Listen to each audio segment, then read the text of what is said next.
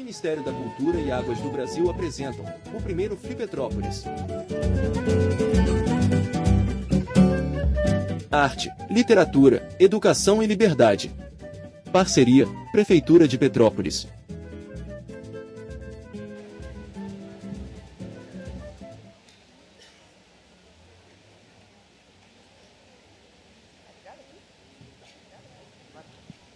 Olá, pessoal, boa noite. Olá, pessoal, boa noite. Tá com eco. Uau, uau, uau, uau. Estou aqui de novo, agora com Sérgio e Itamar, e eu devo dizer que essa é uma mesa da delicadeza. São dois homens de uma gentileza e de uma elegância ímpar. É um privilégio estar aqui com vocês mesmo, e diante de uma plateia, uau, lindíssima. Essa festa literária, realmente, algo aconteceu aqui, né? Algo está acontecendo aqui. E aí eu queria começar a conversar com vocês, trazendo um personagem que eu acho que ele é muito pouco celebrado na intelectualidade brasileira, enfim, é tão importante, mas tão importante. E aqui em Petrópolis, ele teve um papel porque ele era muito amigo da Princesa Isabel, do Conde D, que é o André Rebouças. E o André Rebouças, ele tinha uma inquietação, o cachoeirano André Rebouças, o baiano André Rebouças, o negro, homem negro André Rebouças, intelectual, que dá nome ao túnel, ninguém nem sabe quem ele foi. E ele tinha uma inquietação que é uma inquietação que tem muito a ver com o que vocês fazem no trabalho de vocês e as discussões que vocês trazem no trabalho de vocês, que é com a terra, com o acesso à terra, com a distribuição, com a democracia rural. Então, eu vou ler só um trechinho de um diário que ele possuía, e ele escreveu o seguinte: quando eu morrer, dirão, foi o maior inimigo dos fazendeiros. Epitáfio que me agrada muito pela novidade, porque nunca ninguém o teve no Brasil e, por ora, ainda ninguém quer ter. Mas a herança aí fica e verá que aparecerão logo muitos apóstolos para a democracia rural brasileira. Quanto a mim, desejo apresentar-me ao Juiz Supremo, dizendo: trabalhei o quanto pude para extirpar do mundo o monopólio da terra e a escravização dos homens.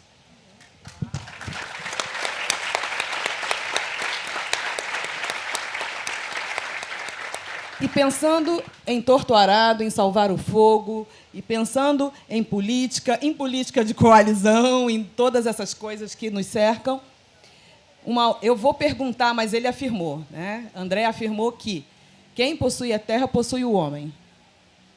Quem possui a terra possui o homem?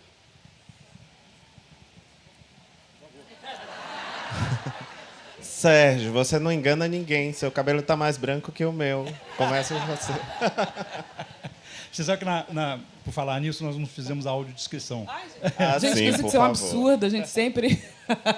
É a ansiedade de falar. Bom, eu sou uma mulher negra, uso dreads, presos atrás, estou com acessórios dourados e um vestido esverdeado com algumas coisas douradas. Eu sou um homem branco, de 1,80 m. Agora eu não vou esquecer, uso óculos, tenho cabelo branco com alguns remanescentes grisalhos e estou vestido com uma camiseta preta, jeans e tênis. Bom, eu sou um homem pardo, de pele clara, escura, depende da luz, né? É engraçado que essa autodescrição nos lançou num lugar de identificação, de reconhecimento, de identidade. Eu acho isso tão positivo, né? Alguns já nascem marcados, outros vão atrás disso ao longo da vida. E assim tem sido com muitos, né? Mas visto uma calça preta, tem uma camisa estampada, que tem um azul e um branco, tenho estatura mediana. Sou mais baixo que o Sérgio e acho que mais novo também. Com certeza mais novo. Mas, olha, para mim é um prazer enorme. Eu vou agradecer de novo a vocês por estarem aqui, porque sem vocês o festival não aconteceria. São os autores com vocês.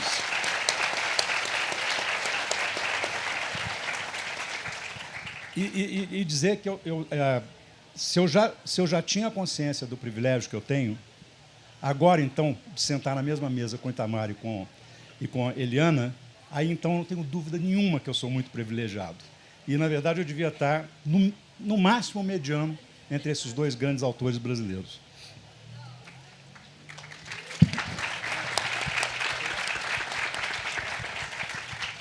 E a Helena me fez uma pergunta que eu estava repassando aqui as coisas que eu tinha feito.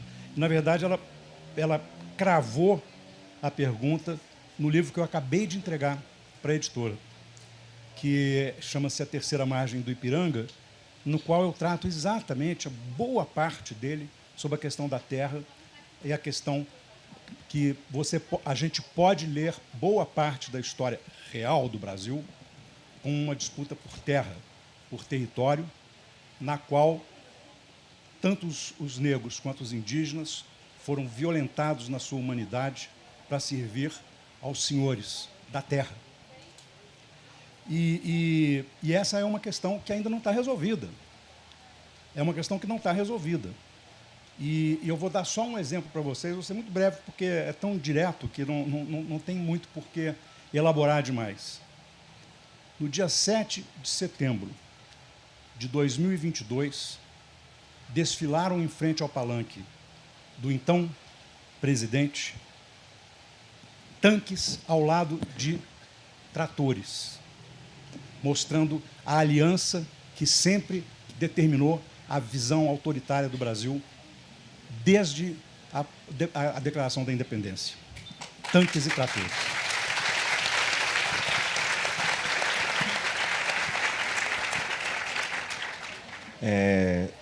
Torturado termina com uma frase que acho que muitos já leram, sabem, que diz assim: sobre a terra há de viver sempre o mais forte. Essa dicotomia forte e fraco é uma linguagem muito recorrente no meio dos trabalhadores rurais, né? Uma maneira simples de falar sobre a vida. Embora eu lance um outro olhar sobre essa linguagem forte e fraco, no campo eles têm essa certeza. Nós que não temos o título da terra, que estamos ali na posse da terra trabalhando há anos, gerações muitas vezes naquela mesma propriedade, eles são os fracos. Os fortes são os que têm o documento da terra, são os que oprimem, os que exploram o trabalho dessas pessoas, mas também exploram muita coisa, né? Exploram o ambiente. Acho que nossa história, a história do Brasil, é uma história de grande violência. E fizemos escolhas que ainda impactam no nosso cotidiano, né? Essa divisão social, a nossa desigualdade social, que é uma desigualdade interseccional, porque ela tem cor, ela tem origem, né? Parece que nascemos determinados a ocupar determinados espaços da sociedade. Só o fato de estarmos aqui, né, neste ambiente, já mostra um caminho de resistência, de luta, de sobrevivência, porque muitos faziam mesmo o que nós fazemos, mas não puderam estar nesse lugar, né? Então, quando essa frase encerra o livro, encerra quase que dizendo: olha, nessa visão, às vezes muito simples, do que é o campo, né? E nessa linguagem direta e objetiva do trabalhador rural, me fez refletir que os fortes, de fato, são aqueles que permanecem lutando pela sobrevivência. São aqueles que não, por mais que a vida seja violenta e dura, ainda não abaixaram a cabeça por completo. Se deixam guiar por sentimentos como a raiva, como a indignação, a revolta, e ainda assim lutam por um mundo, por um ambiente melhor. E eu penso que se hoje ainda o mundo se divide dessa maneira como foi projetado por esse projeto colonial, ali há algo no meio que que caminha no outro sentido, que nos faz sonhar com outro. Voltamos para os sonhos do André Rebouças, né? E eu penso, por exemplo, que o projeto abolicionista daquele período já lutava pela abolição e pela reforma agrária, porque só isso poderia mitigar aquela desigualdade imensa que existia no Brasil. E isso não ocorreu. Mas isso não deixou de ser um sonho também, porque tudo que nós... toda a nossa vida em sociedade ainda depende muito da vida no campo, né? O alimento que chega à nossa mesa não é produzido em laboratório. Se falamos em soberania alimentar, estamos falando também de reforma agrária. Os poderosos, esses que caminham com os tratores ao lado dos tanques, né? Dos tanques militares, esses produzem commodity, para exportar. O povo não come commodity, né? Então, a reforma agrária continua a ser um tema urgente para o Brasil.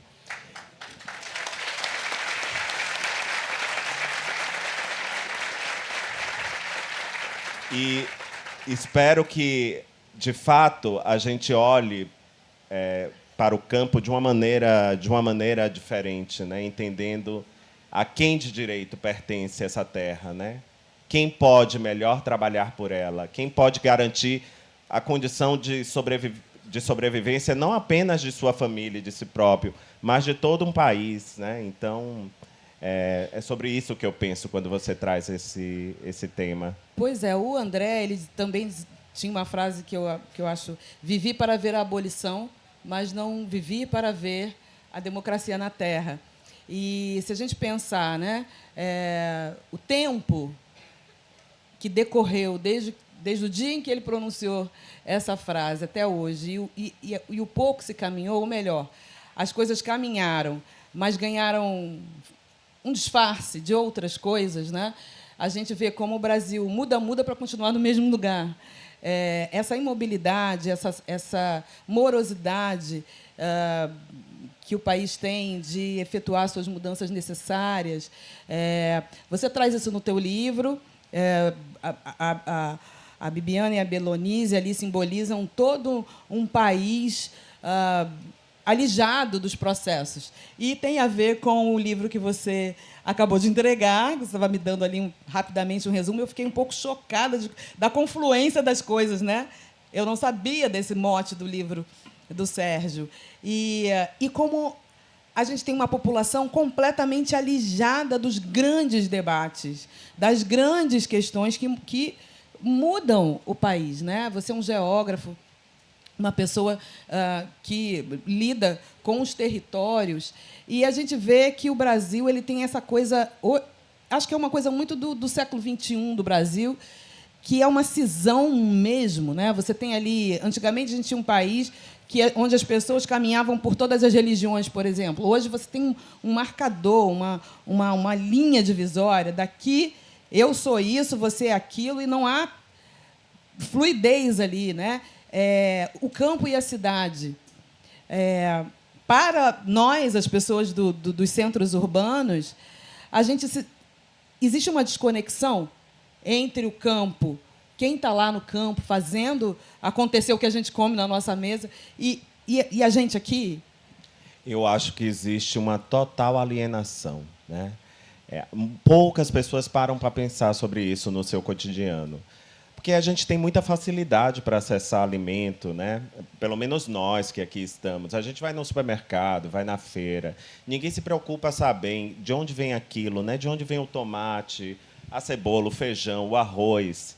Essas preocupações não fazem parte do nosso cotidiano. Nós que vivemos nas cidades, vivemos cercados de distrações, né? Mas ali, em cada alimento, há muita luta, há muita história. Eu diria até que a história do país passa por essa produção, né, que para nós parece invisível. Hoje até algumas pessoas se preocupam assim, eu quero um alimento orgânico, mas ainda de uma maneira alienada, distante do que acontece no campo, né? De onde vem aquele alimento? Aquelas pessoas que estão produzindo esse alimento têm direito à terra? Elas têm o domínio da terra ou elas têm somente a posse, né? Será que elas estão sofrendo algum tipo de violência? A pressão de toda a ordem no campo. E quando a gente fala, não é apenas pressão do grande proprietário, não. Muitas vezes é o Estado também que está ali com seus projetos desenvolvimentistas, também oprimindo aquelas populações que ali estão, né? Eu já encontrei casos, por exemplo, de igreja, que é o que aparece em Salvar o Fogo, né? São instituições sólidas que têm uma história muito imbricada com a política, com a história do Brasil, e que ainda detêm grandes frações de terra, né? E essas pessoas, onde é que estão? Quem está produzindo o alimento, quem leva o alimento à mesa, que de alguma maneira garante a nossa soberania alimentar com seu trabalho, com sua produção. Eu penso que há uma completa alienação nossa, né? E eu diria até minha. Acho que isso mudou quando eu fui trabalhar no campo, quando eu encontrei as pessoas e vi que ali existia um Brasil submerso, sobre o qual pouco se falava, e que é atravessado de inúmeras maneiras por essa história de violência, né? Porque no campo, se na cidade a gente vive distraído, no campo acho que as marcas da colonização e da escravidão elas não são nem latentes, elas estão patentes, são visíveis por onde a gente passa. Então, acho que passa pela educação, Eliana. Nós precisamos nos educar, nos conscientizar, procurar saber de onde vem o alimento que chega à nossa mesa, né? Porque ali pode ter uma cadeia de violência e exploração que a gente sequer imagina.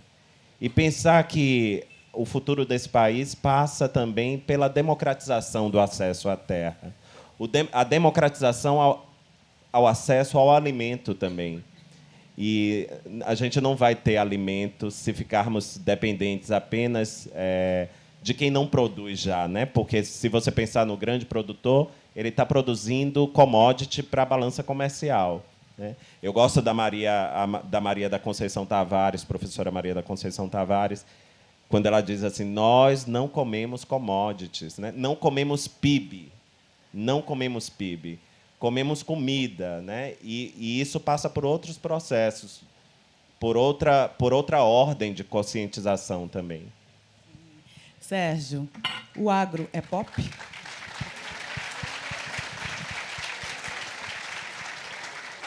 Não, o agro não é pop, o agro é poderoso. E é a única força social que está no poder no Brasil da colonização até hoje. E hoje, inclusive, com muito mais força do que já teve num passado recente. Hoje, a colisão ruralista, associada a outros setores também muito conservadores da representação política, dominam a maioria no Congresso brasileiro. Daí porque estão retornando com a questão do marco temporal, daí porque eles estão querendo reforçar todas as defesas a qualquer possibilidade de reforma agrária, né? E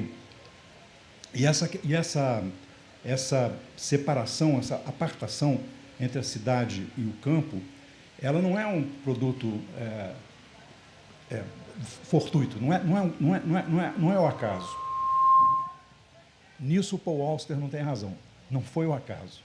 Essa separação ela é produzida para que a gente, na cidade, não tenha essa consciência do que se passa no campo que nos sustenta, né? Vou contar para vocês uma pequena historinha. Eu e Miriam temos um livro em comum que a gente gosta muito, que é o Grande Sertão Veredas. E quando o Grande Sertão fez 50 anos de publicação, a gente resolveu ir visitar. Eu estava muito envolvido na questão de cobertura ambiental. Eu tinha um site de treinamento de jovens jornalistas para cobrir meio ambiente. Eu resolvi, vamos lá no Parque Grande Sertão Veredas. E a Miriam foi para Brasília para poder vir para o parque, que ela foi fazer um doc para a Globo News com equipamento, e eu fui de carro direto do Rio para lá. Fica numa cidade, vocês vão entender tudo, chamado... como é que é mesmo? Gaúcho? Chapada Gaúcha. Você chega lá, só encontra gaúcho. E eu cheguei antes da Miriam, sentei assim, a pousada era muito simples, não tinha nem hall, Então, eu fiquei na calçada, sentado numa cadeira, observando o movimento da cidade. E as pessoas vinham e sentavam ao meu lado. Que pessoas? As curiosas a respeito do que estava fazendo esse cara com um carro escrito O Eco no vidro. E aí, senta-se assim, veio para ver o parque? Eu disse, sim, vim para ver o parque. Disse assim, já entrou lá? Eu disse, não, ainda não entrei. Precisa de entrar. Precisa de ver as águas que tem lá. Quando eu estava chegando, Chapada Gaúcha a gente acessa por Unai, que é uma grande produtora de grãos, né, de commodity de Goiás. Aliás, de Minas, né, onde tinha acabado de ter um conflito no qual 2 guardas, na verdade, 2 fiscais do trabalho tinham sido assassinados. Um crime que até hoje não foi resolvido e punido. E eu parei o Jeep no primeiro morão de uma fazenda e zerei o marcador de quilometragem. Quando eu cheguei no último, tinha 16 quilômetros. Só soja. Não tinha um pinheiro, um coqueiro, uma árvore, não tinha nada. Ele tinha devastado a terra para plantar soja. Esse cara não tem mais água. Ele aterrou uma vereda. A vereda no sertão, no meu sertão, é onde tem as águas. O rio corre e aí você tem a vegetação, os animais vão lá para beber a água e tal. Ele tinha aterrado uma vereda de 2 quilômetros para plantar soja. E o conflito lá hoje, Tamar, sabe para que é? Para ter acesso às águas do parque, porque eles acabaram com a água deles. Entendeu? Então, é um conflito que continua. Então, e eles estão avançando. Esse parque está sendo desafetado, um bom pedaço dele, exatamente porque nós perdemos parte do poder que a gente tinha de confrontar essas pessoas que ganharam, fizeram uma grande mudança com as eleições de 18 e de 22. E de 22 a gente só ganhou a presidência, mas não ganhou o Congresso, né? Então, é um processo que a gente ainda tem que... E só para... Você falou uma palavra-chave, que foi a democracia. E o Itamar estava falando sobre a abolição que devia ter feito a reforma agrária, né? Bom, a República foi um golpe para evitar que a abolição fosse completada com a reforma agrária e a transformação dos escravizados, dos libertos, em pequenos proprietários produtores, né? E, portanto, eles tiveram que derrotar não apenas os abolicionistas e as lideranças já do movimento abolicionista, algumas negras, mas também os republicanos que queriam uma república verdadeira, uma república de gente igual, uma república igualitária. Só existe república de iguais. As repúblicas que não são de pessoas iguais, as repúblicas onde as pessoas não têm o mesmo direito, os mesmos direitos, não são igualitárias, repúblicas que são iníquas na distribuição dos direitos, não são repúblicas. A gente usa o nome errado. Isso não é república. Porque a república precisa de repúblicos. Precisa de que os seus cidadãos sejam todos eles cidadãos detentores do direito que a república confere. E a democracia não é democracia se não tiver a participação integral do povo. E a nossa democracia sempre foi uma democracia para os incluídos, deixando de parte a maioria excluída. Então, nós usamos mal esses nomes. Nós não somos uma democracia plena, nós não somos uma boa república. Nós somos uma má república e uma democracia inacabada.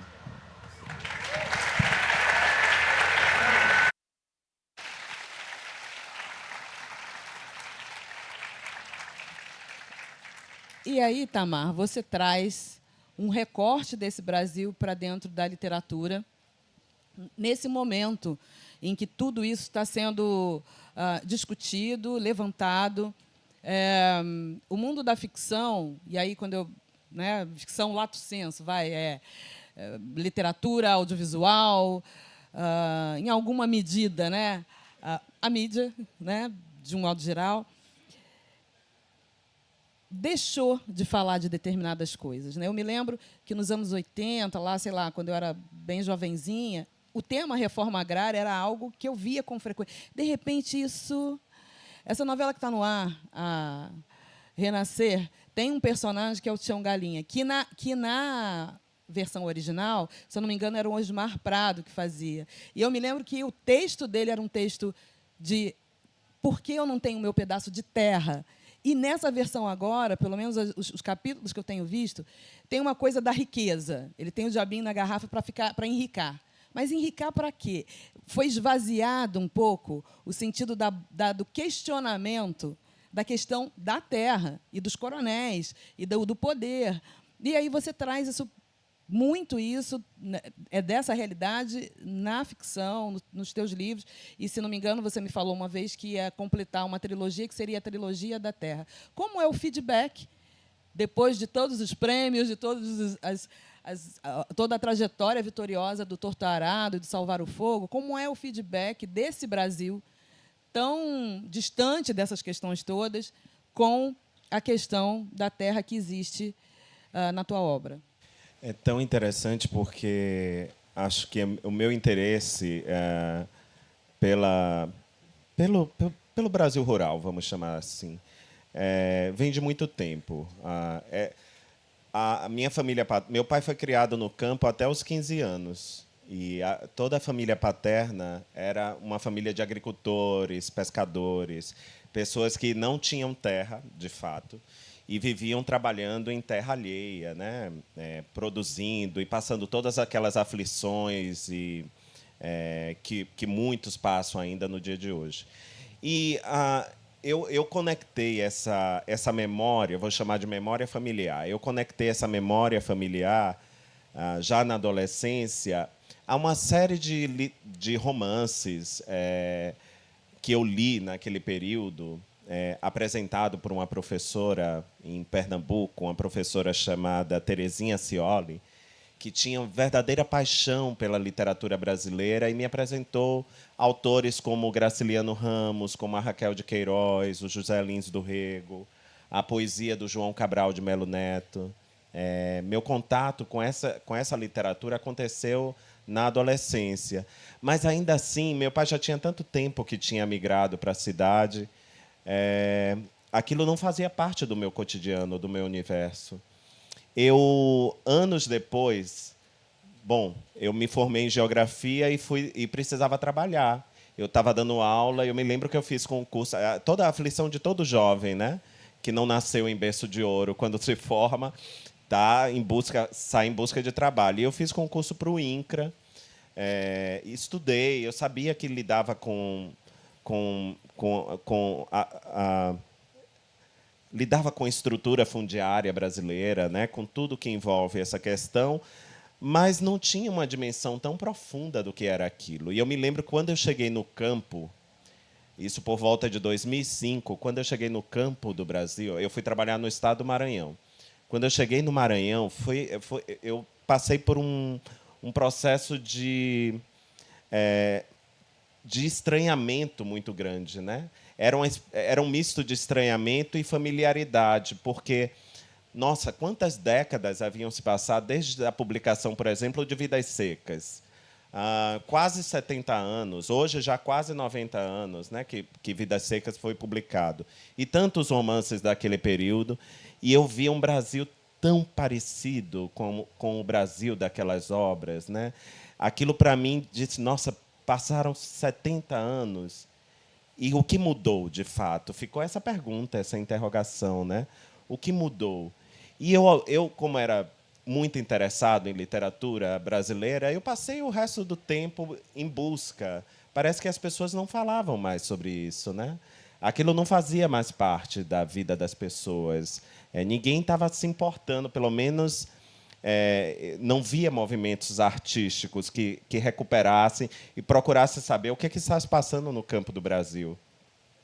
E aí acho que eu fui movido muito por isso. Já havia um desejo de escrever essas histórias, e aí eu não, tenho certeza que essas histórias ganharam densidade, profundidade. Eu pude viver e experimentar aquilo de uma maneira muito viva, muito intensa. E aí vocês podem perguntar por que a literatura, né? Eu sou geógrafo de formação, fiz mestrado, depois eu fiz doutorado no campo de estudos étnicos, com ênfase em antropologia. E eu poderia ter escrito ensaios, poderia ter ido por outro caminho, mas eu era convidado pela literatura. E eu estou pensando na literatura como uma expressão artística. Eu acho que a literatura ela tem a capacidade, nos permite adentrar as subjetividades da vida humana, né?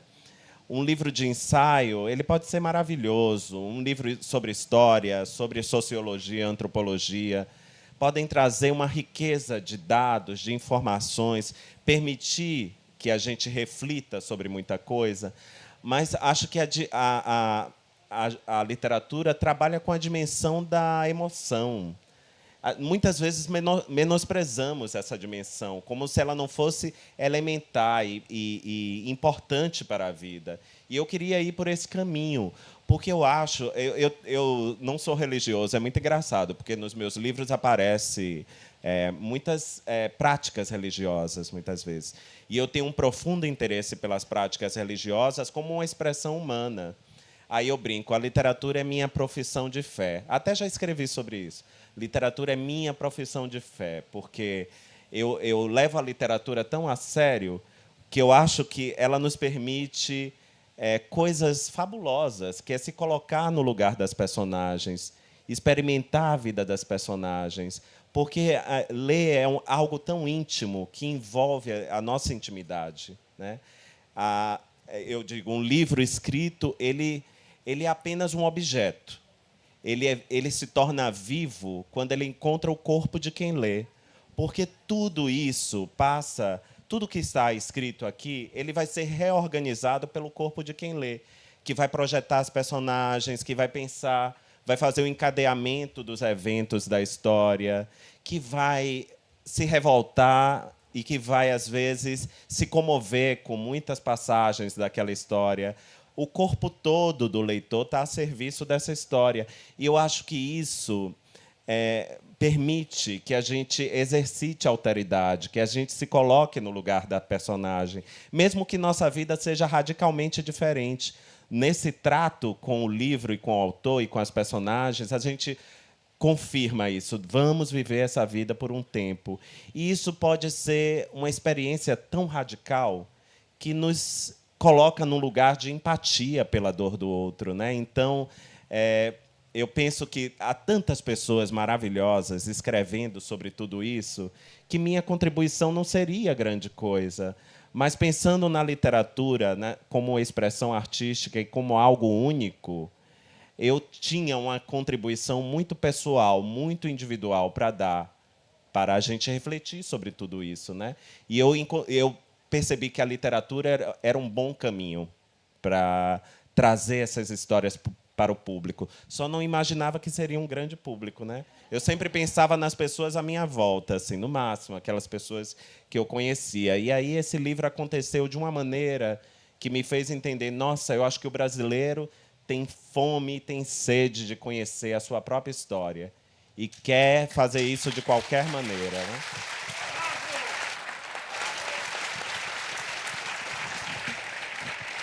Itamar, você me frustrou, porque eu ia perguntar se a literatura tem o poder de convocação, e você respondeu tudo. Convocados Desculpe, estamos. minha amiga. Convocados Prometo que da próxima vez a gente combina antes. Não, maravilhosa a tua resposta. E a literatura com esse poder de convocação, eu me lembro do Morte e Vida Severina, né? É uma cova grande para o teu defunto parco, mas estarás mais ancho do que estavas no mundo, né? É estranho isso, né? É um país com essas dimensões continentais, com esse poder agrícola e de produção e produtor de tanta coisa que podia alimentar muitas gerações de muitas pessoas, e tão mal distribuído e tão mal arranjado com seus recursos naturais para dar conta da sua própria população. Tem um outro trecho aqui desse... Gente, o André Rebouças, eu acho que ele era um personagem assim. E aí eu trouxe aqui, porque eu acho que tem a ver com o que a gente está falando aqui. Espera aí, gente. Eu estou aqui metade analógica, metade digital. Aí é assim, né? A escravidão não está no nome, mas sim no fato de usufruir do trabalho dos miseráveis sem pagar salário ou pagando apenas o mínimo para não morrer de fome. Aviltar e minimizar o salário é reescravizar. Mesmo nos países que se impõem altamente civilizados, a plutocracia faz todo o possível para reduzir o salário ao mínimo absoluto. A landocracia, principalmente, é reescravizadora por ativismo. Reescravizadora por ativismo, eu achei fantástico, né? Um visionário, né? Ativistas da escravidão é o que temos aí nos nossos... Não compreende a agricultura sem escravo ou sem servo da gleba. A gente tem uma população, já falamos aqui, muito alijada dos processos. Como a gente faz para incluir? Mas não incluir de cima para baixo, incluir na luta por direitos.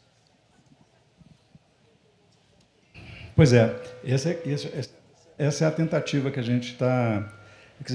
Essa é a pergunta que a gente está querendo responder, né? E eu não creio que ela tenha uma resposta definitiva e única. São vários os caminhos, né? E alguns deles são insondáveis. Às vezes, quando eu não consigo responder algumas perguntas, eu escorrego para a ficção, porque o Itamar tem razão. A ficção ela permite você trabalhar com as emoções. É o campo das emoções. E de muito mais liberdade, né? Quer dizer, tem muito menos regra para seguir do que no ensaio, né? Agora, o que eu tenho tentado entender é exatamente como é que... Porque a gente pode virar essa questão de outro lado, né? Que é o seguinte: por que os movimentos populares que existem desde a colônia, né, pela inclusão, nunca resultam na inclusão dessas pessoas, né? E não resultam porque exatamente a gente desenvolveu ao longo de todo o processo, primeiro com a estrutura colonial, depois com a República, né? E agora com essa tentativa de subverter a República para fazer com que ela não alcance o... Porque a nossa Constituição de 1988, se a gente lê direito, ela contém promessas importantes. Tem algumas coisas que ela realiza, mas ela avançou muito em relação a todas as outras que a gente teve.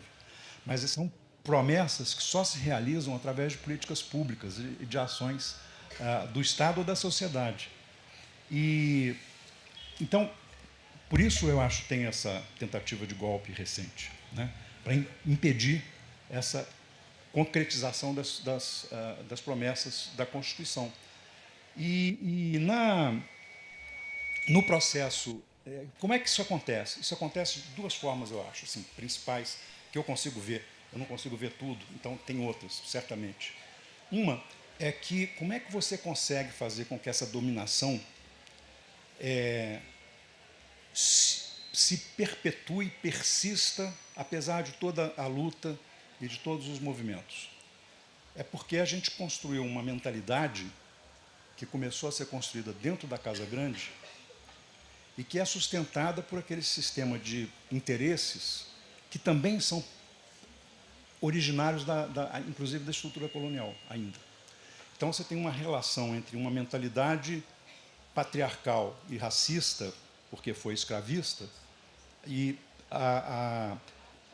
o autoritarismo, e essas pulsões autoritárias que vêm tentando... Não é? E o outro é quando a gente não consegue fazer com que os negros, os indígenas, os brancos pobres não se rebelem só com essa doutrinação, só com essa... Aceitem a minha mentalidade, porque ela é tão natural, quer dizer, por que você está contra? Né? Aí vem os mecanismos de repressão. Então, é um jogo o tempo todo de incutir na mente dos brasileiros a ausência do conflito, a normalidade da branquitude dominante, né? A normalidade do chefe de família, do homem. E todas as vezes que alguém diz, pô, mas não é assim, aí vem a repressão.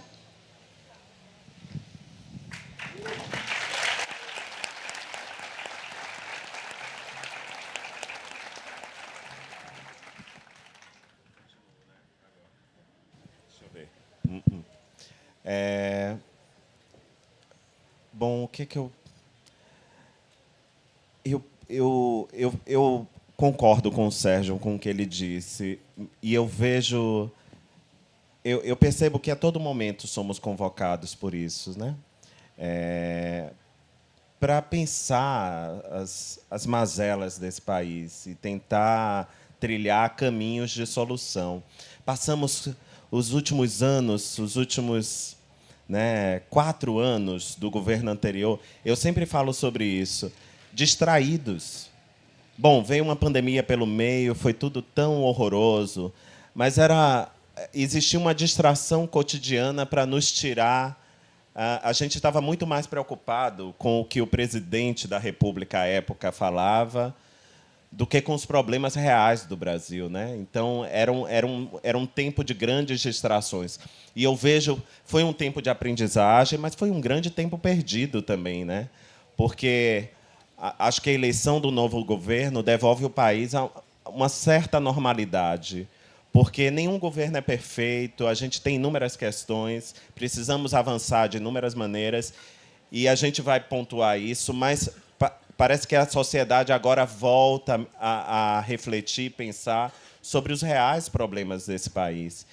E todos os avanços civilizatórios desse país, vamos pensar, a abolição, mesmo ela sendo incompleta, mesmo tendo inúmeras questões, eu acho que a abolição ela continua acontecendo ao longo do tempo, né? São várias leis e dispositivos ao longo desse mais de um século de que ela foi promulgada, que estão ali, são os artigos que faltaram na lei da abolição. Ela continua a caminho.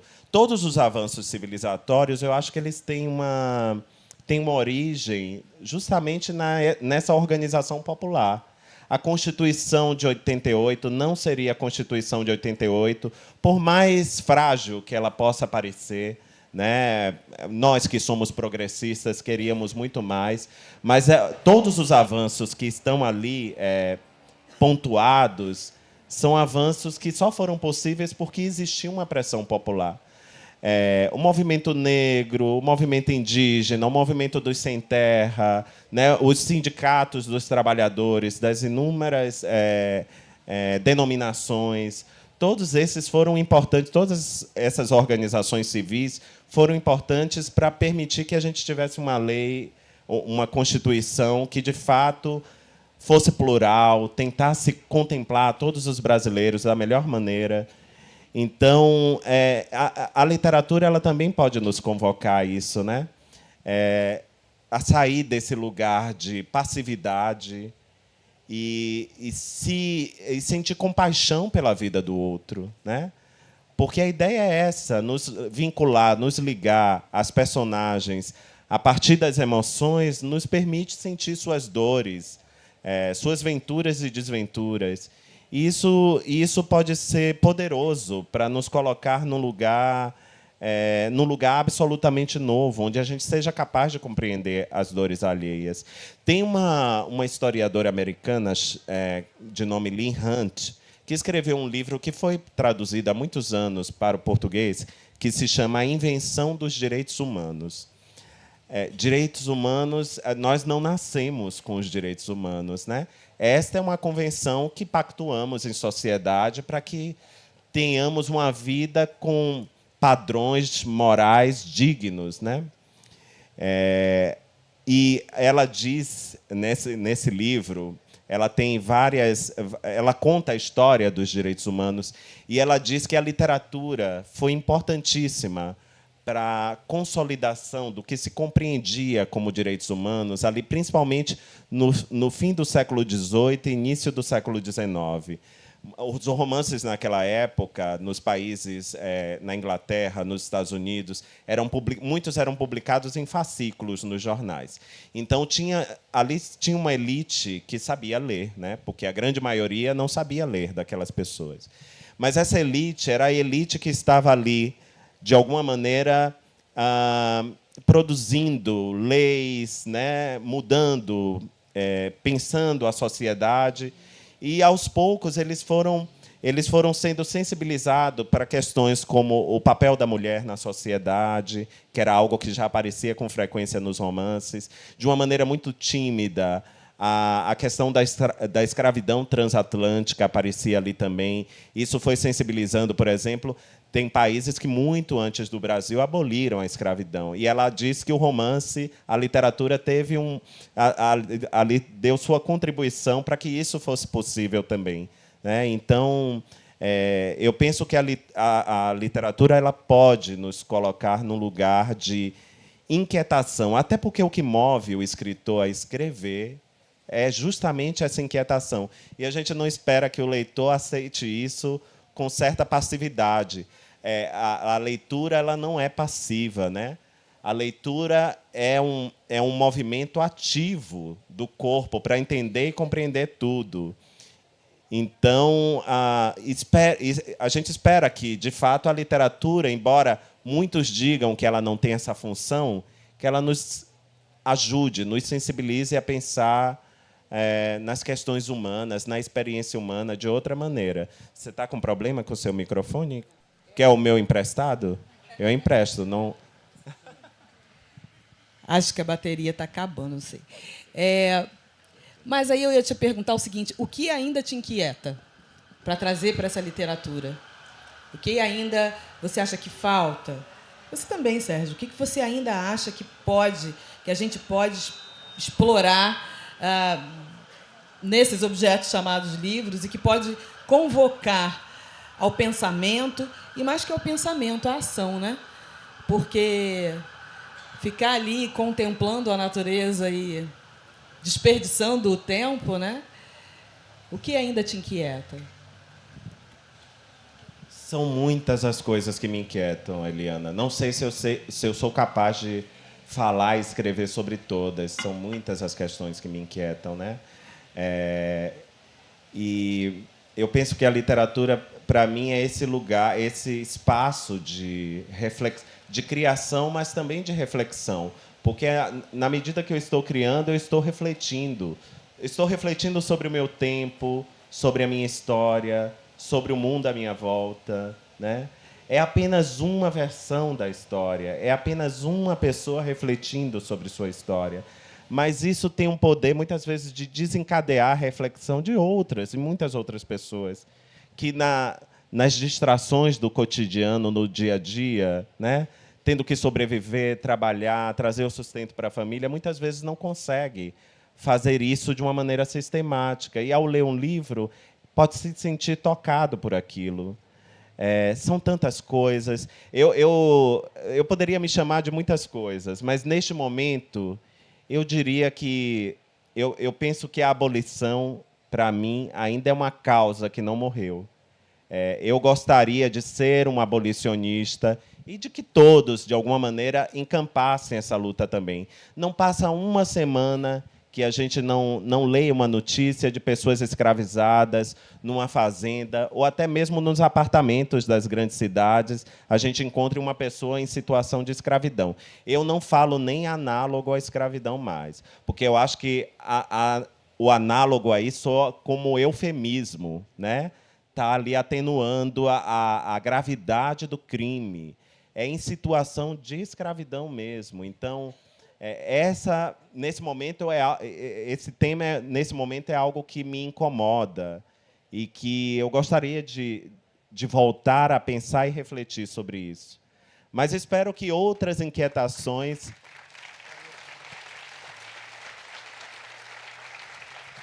Espero que outras inquietações que também me assomam... Aliás, a experiência humana é muito vasta, né? Há tanta coisa para se refletir, para se pensar, que diz respeito ao humano, mas que a literatura seja sempre esse movimento, seja a minha convocação, vamos dizer assim, né? Para refletirmos e repensarmos a nossa vida em sociedade. E, no caso particular do Brasil, que nos ajude a repensar a nossa própria história. Não é voltar para a história por masoquismo, não, gente. É voltar à história para entender o presente. É voltar à história para projetar um futuro diferente. Para mim, a literatura tem essa função.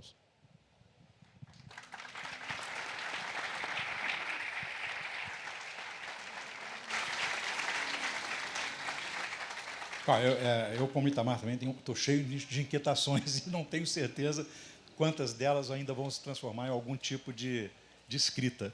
Mas, terminando de escrever esse ensaio, tem uma questão que tem me... Eu sempre gosto de olhar para o mundo, seja como sociólogo, seja como escritor, no sentido de ficcionista ou pensador, com muita modéstia, pensador. É gente que pensa, não é que pensa grandes pensamentos, não. Mas eu sempre procuro fazer o seguinte, da minha perspectiva, de onde eu estou, de quem eu sou, como é que eu posso ajudar as pessoas como eu, que são iguais a mim, homens brancos, ou gente da elite, da classe média, evidentemente, a entender as questões, as violências que a gente ainda comete. Nesse momento em particular, a inquietação que talvez mais me emule desse ponto de vista seja a violência contra a mulher. Eu fiquei muito impactado pela ideia da violência contra a mulher durante a pandemia, o aumento, né? E eu pensava assim, cara, nós ficamos confinados, eu e Miriam.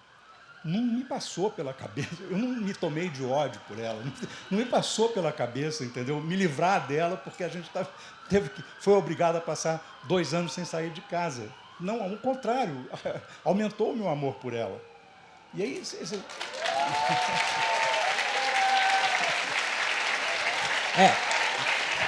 Flipetrópolis é amor, gente. A pessoa recebe uma declaração de amor. Assim, do nada uma declaração de amor. Mas mas evidentemente que a violência ela não nasceu daquela circunstância. Aquela circunstância foi apenas a chave que virou definitivamente uma violência, né? E aí eu tenho pensado muito sobre isso e tenho pensado também o seguinte, não é uma coisa nova. Uma parte grande do Brasil é filho do estupro, dentro da Casa Grande, ou na invasão da senzala. E entre brancos também. Né? Quer dizer, Ou da indígena pega no mar, no laço. Não é? Então, essa é uma questão que, evidentemente, como eu já ouvi muitos negros falarem em público isso, que eu concordo inteiramente, o racismo não é problema meu, né, não é problema de vocês, é problema nosso. Né? É a mesma coisa, quer dizer, o feminicídio e a violência com a mulher não é um problema da mulher, é um problema do homem. Ele não é a vítima, é o agressor. Tá certo?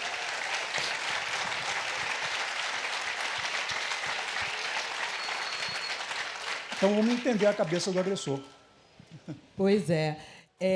O Nego Bispo, quilombola, né, que nos deixou no finalzinho do ano passado, ele fez 2 últimos eventos, ele fez 3 últimos eventos, a FLUP, a Flica e a minha casa. Essa é uma grande honra que eu tenho. Ele esteve lá, numa reunião que fazemos de vez em quando, e ele tem 2 frases que eu acho incríveis, uma né? Quem nunca passou por uma encruzilhada não sabe escolher caminho. E a outra a gente é o começo, o meio e o começo. Para terminar, estamos no começo, no meio ou no começo?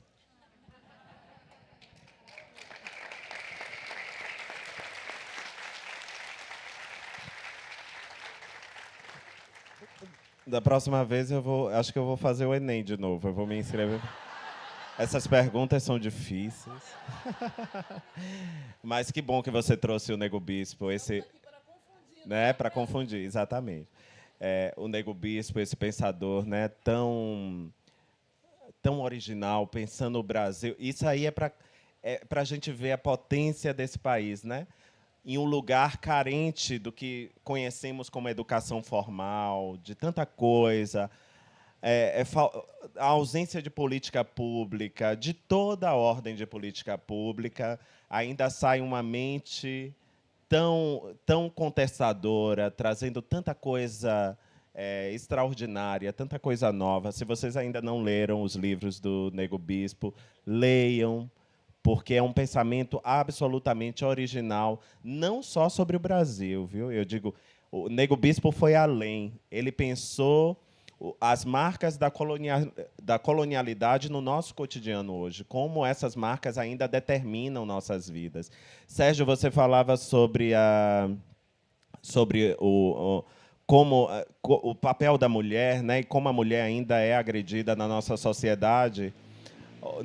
Não só o Nego Bispo, mas o Malcolm e Ferdinand, que é um outro estudioso da colonialidade, ele é do Caribe, ele diria que o projeto colonial é um projeto patriarcal, porque ele foi gestado, pensado e executado por homens. E eles chegaram na América, claro, que existiam sociedades diversas e as mulheres ocupavam os mais distintos lugares nessa sociedade, mas subvertem tudo isso, né? A terra, a própria terra, a terra era uma divindade para muitos desses povos. E essa divindade era feminina, né? A representação clássica, a mais conhecida que nós temos na América da terra como uma entidade feminina é a representação da Pachamama, né? Então, o projeto colonial é um projeto patriarcal. E ser contracolonial é devolver às mulheres o que foi usurpado pela colonialidade. Então, muitas vezes, as pessoas dizem, mas, nossa, aqui eu escrevo, tem homens e mulheres, mas os leitores preferem as personagens mulheres, porque talvez não estejam tão acostumados em encontrar homens que escrevam, que tragam as mulheres para um primeiro plano dos seus escritos. Ali está minha amiga, minha querida Paloma Amado. Acho que o Jorge Amado tinha entendido isso já há muito tempo, porque ele é uma dessas referências que eu trago, de autor que trazia as mulheres para um primeiro plano, né? E ali falava sobre sobre a força, né, que rege a história da mulher, né? Então, eu penso que dessa maneira a gente pode estar contribuindo para uma ideia de um mundo menos colonial. Mas eu fui aqui tergiversando da pergunta da Eliana, mas não vou fugir. Eu gosto dessa ideia do Nego Bispo de falar que a vida é feita de começo, meio e começo, né? E é tão bom começar a todo instante, imaginar que a gente pode mudar e transformar tudo isso, né? Que o pensamento do Nego Bispo convoque todos a exercitar os recomeços, né? Vamos recomeçar. A história desse país é uma história de grande violência e dureza, mas eu tenho certeza que dessa mistura, né, de toda essa história, dos muitos povos que para cá migraram e trouxeram suas histórias, emerge algo tão poderoso quanto quando eu penso assim, eu na infância estudei a civilização grega, a civilização egípcia. Eu acho que o que se ergue na América, e eu estou indo além do Brasil, né, a história do continente americano, desse encontro, né, que vai desde o trágico genocídio de grande parte dos povos indígenas até a diáspora africana, que isso é de uma força tão grande que daqui a 100, 200, 300 anos vamos olhar para esse continente como olhamos para a civilização grega, para os egípcios, e entender nessa história como uma história de dor, mas também uma história de beleza, porque de tudo isso tem emergido algo que é muito poderoso e que tem muito a ensinar para o mundo também.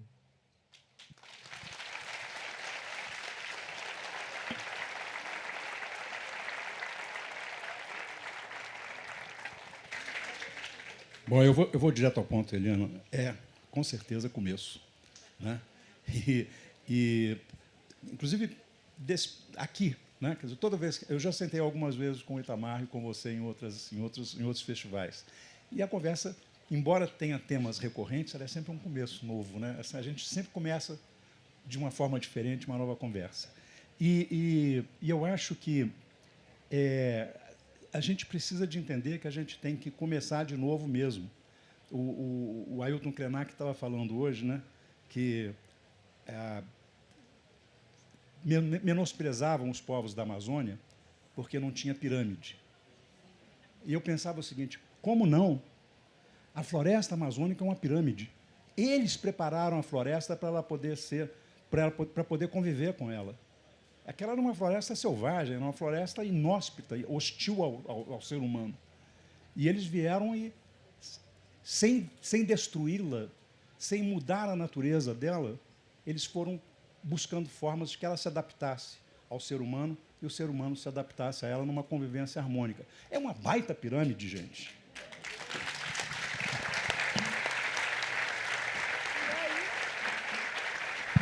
E aí, acabou. Acabou, gente. Olha, muito obrigada por esse momento de pensamento, né? Esse momento de parada do cotidiano, para a gente mergulhar um pouco e pensar o nosso país e a nossa própria existência. Pensar no começo, no recomeço, que a gente precisa fazer amanhã, daqui a pouco, né? Não é uma coisa para daqui a algum dia, quem sabe. É para agora. A gente está precisando, né? Vejam o que está acontecendo no sul do país.